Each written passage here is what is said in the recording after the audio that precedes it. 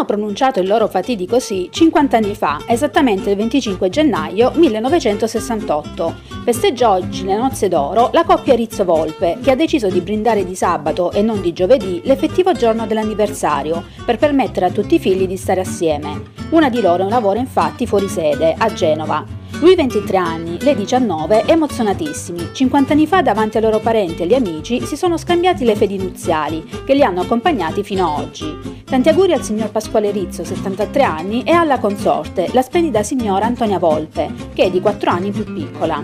Dalla loro unione sono nati 4 meravigliosi figli: Anna, Salvatore, Giusy e Lorena. E proprio alla presenza dei loro figli, assieme a quella dei 5 nipoti, dei parenti e degli amici, questo pomeriggio il rinnovo della loro promessa di matrimonio nel convento Sant'Antonio da Padova della collina di San Francesco di Favara. Subito dopo i festeggiamenti in un locale della zona marittima della città di Agrigento.